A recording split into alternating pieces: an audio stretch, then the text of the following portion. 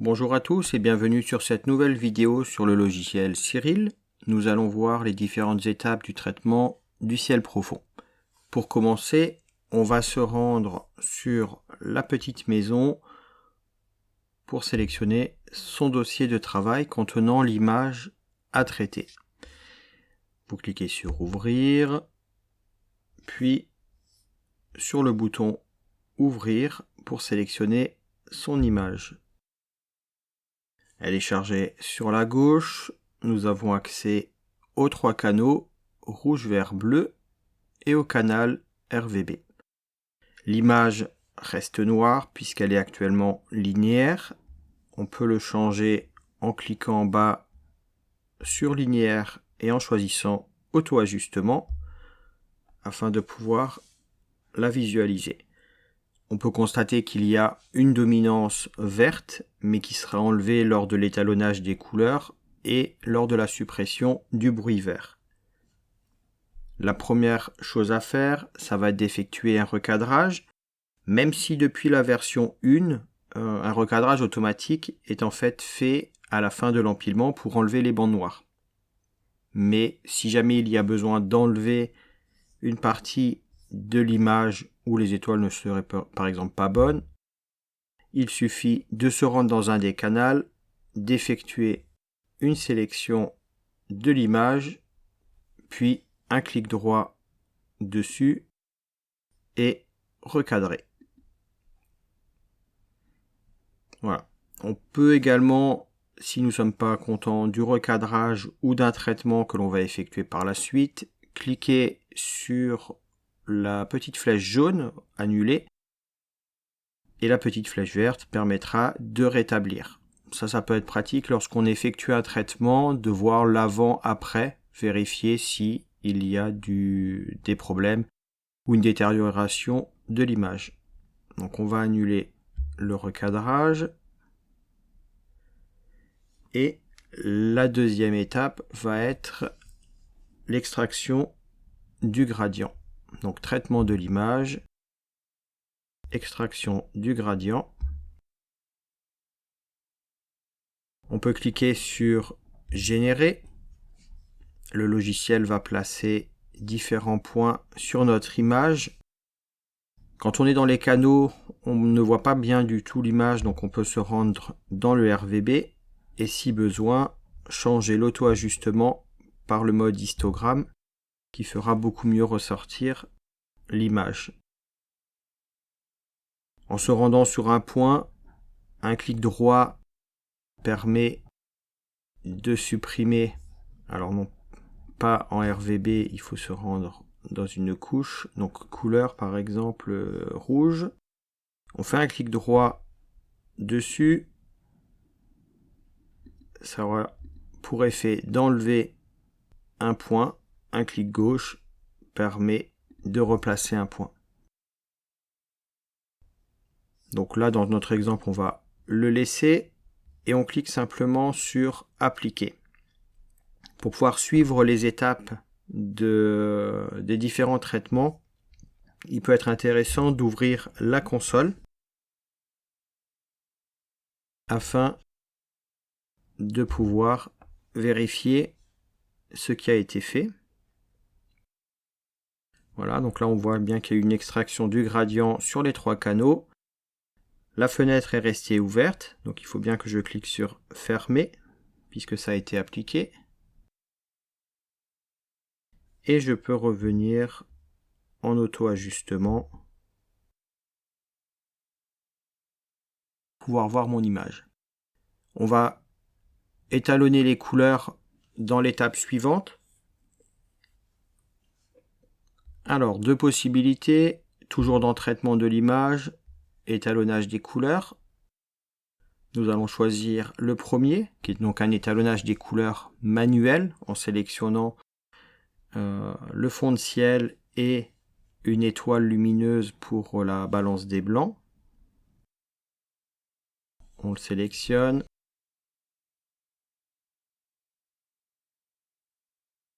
Dans un des canaux, on va sélectionner un fond de ciel où il n'y a pas d'étoile. Utiliser la sélection courante. et neutraliser le fond de ciel. Voilà. Donc là, si on se rend dans le RVB, on voit déjà notre image. Nous pouvons également donc étalonner la balance des blancs. Alors soit manuellement, en cochant la case, soit en faisant une sélection, donc plutôt sur une étoile brillante. Il faut se rendre dans un canal. Le RVB, c'est vraiment que pour la visualisation. Donc si vous essayez de faire quelque chose, il vous préviendra et vous savez que vous devez aller dans un des canaux. Voilà, donc je sélectionne une toute petite sélection sur mon étoile. Je lui dis utiliser la sélection courante et j'applique. Je peux ensuite fermer ma fenêtre puisque là nous pouvons voir qu'il a fini son travail et nous nous retrouvons avec donc une image étalonnée, mais manuellement. Pour faire un étalonnage par photométrie, nous allons donc revenir en arrière une première fois pour enlever la balance des blancs, une deuxième fois pour le fond de ciel qui nous l'indique ici, et nous allons nous rendre simplement dans l'étalonnage des couleurs par photométrie. Nous indiquons le nom de l'objet, rechercher, on sélectionne un catalogue, obtenir les métadonnées de l'image, s'il a été renseigné dans le logiciel d'acquisition, sinon il faut les rentrer manuellement, et OK. Donc là, ça met un peu plus de temps, on peut vérifier ce qui est en train d'être fait. Donc là, on voit bien qu'il a détecté des étoiles, il a pu faire une astrométrie, il a trouvé la bonne focale, les bons pixels, et en bas, il nous indique étalonnage des couleurs par photométrie en cours. Il suffit d'attendre qu'il arrive au bout. On va laisser la fenêtre apparaître. Voilà, quelques secondes. Et nous avons une image directement étalonnée. Nous pouvons fermer la fenêtre. Étape suivante, qui vont être du coup optionnelles pour les 3 prochaines, c'est la réduction de la trame, si vous en avez dans l'image. Donc ça, souvent il peut être intéressant d'augmenter un petit peu. Et dans traitement de l'image, réduction de la trame. On clique sur appliquer, sauf s'il y a une trame horizontale et verticale. Dans ce cas-là, il faudra faire la manipulation 2 fois. Une première fois pour l'horizontale, une deuxième fois pour la verticale. Il faut penser à cliquer sur protéger les hautes lumières et on applique. On ferme et on peut revenir en faisant annuler et rétablir pour voir la différence entre les deux et sélectionner celle qui nous convient le plus. Donc là, clairement, la réduction de trame permet d'améliorer l'image. Donc on va la laisser. On peut également effectuer une déconvolution des étoiles, donc toujours sur une image linéaire dans le cas de Cyril, puisque l'algorithme a été prévu pour. Donc déconvolution. Et il va falloir jouer sur les différents paramètres pour ne pas avoir de dégradation de l'image et d'artefacts qui apparaissent sur les étoiles. Par exemple, si nous mettons les réglages à fond, nous allons forcément constater, voilà, donc une réduction des étoiles enfin une réduction, une déconvolution des étoiles. Par contre, on voit clairement qu'on a de vilaines choses qui apparaissent sur les étoiles. Donc là, il faut vraiment tester, voir s'il est nécessaire de le faire ou pas. Ça reste optionnel. Donc nous allons faire annuler. Et on va revenir en arrière. Ensuite, on peut également effectuer un boost des couleurs avec une transformation à Synash. Attention, ça correspond à un premier étirement de l'histogramme. Donc là, c'est traitement de l'image. Tout en haut, traitement à Synash. Et nous allons pouvoir jouer avec notamment le facteur d'étirement. Pour pouvoir voir ce que cela donne, vous pouvez jongler entre l'auto-ajustement et le mode linéaire qui permettra de donner une idée de l'étirement. Le souci, si en fonction des cibles, on fait un étirement trop important, on va se retrouver avec des couleurs complètement flashy qui ne seront pas du tout représentatives de la réalité.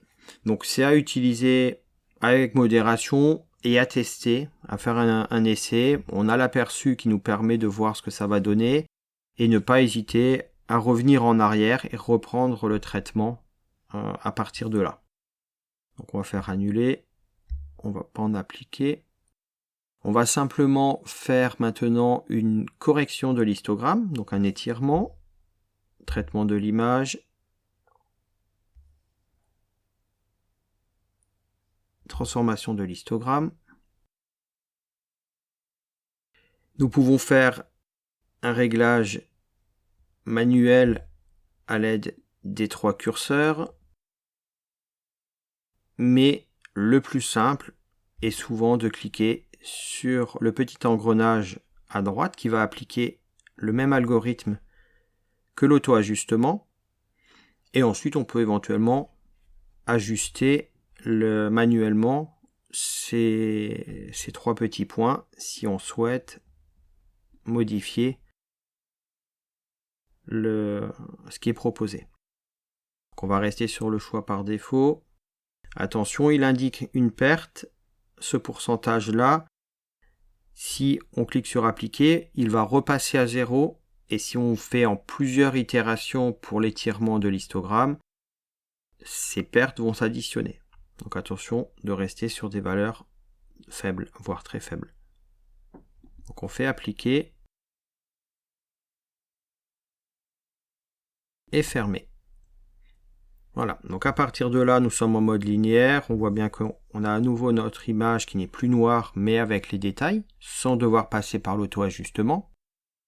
L'autre possibilité va être ensuite d'utiliser l'égalisation de l'histogramme. Ça reste optionnel. Dans certains cas, ça peut provoquer une dégradation de l'image. Dans d'autres cas, améliorer les détails. Donc, c'est à chacun d'essayer.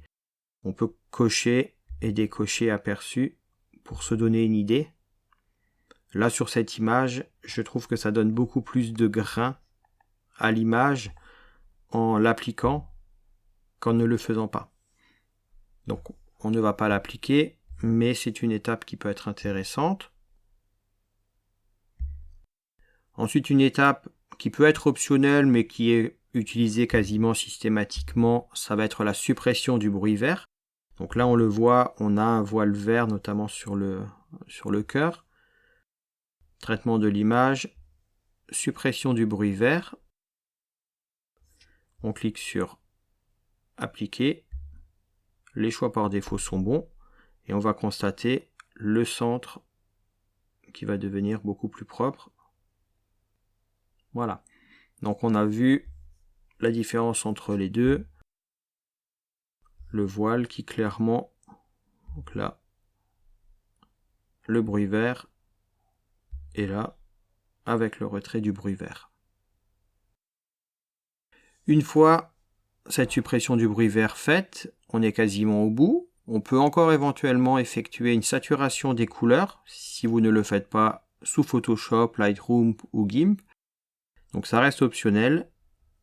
On a saturation des couleurs. Pareil, il suffit de jouer avec les réglages pour essayer de trouver quelque chose qui vous satisfait. Une fois cette étape finie, on arrive à l'enregistrement de l'image pour le mettre dans Photoshop, GIMP ou Lightroom. Donc on va travailler en TIFF. Donc un clic droit sur notre image RVB. On peut enregistrer un fit si on souhaite garder cette image traitée avec Cyril au format fit. Sinon, on a toujours le fichier d'origine non traité, ce qui permet de revenir par la suite pour effectuer d'autres traitements. Si on souhaite enregistrer ce traitement-là avec le nom d'origine, il suffit de cliquer sur Enregistrer, qui se trouve donc en haut. Là, enregistrer l'image RVB en fit va créer une nouvelle image fit pour l'enregistrer. Nous allons prendre le format TIFF. On indique un nom. On sélectionne 16 bits entiers non signés, qui a une meilleure compatibilité avec Photoshop. Et on clique sur Enregistrer. L'image va se retrouver dans le dossier de travail que l'on a défini au début de la manipulation avec la petite maison. Ce dossier de travail est indiqué en haut de la fenêtre avec la version de Cyril. Nous arrivons au bout de ce tutoriel. Il s'agit non pas d'une liste exhaustive, mais de mon approche personnelle par rapport à mes expériences. Donc n'hésitez pas à me laisser en commentaire vos avis, vos corrections si j'ai dit une bêtise, vos remarques, et je vous dis à bientôt pour de nouvelles vidéos. Pensez au pouce bleu et merci.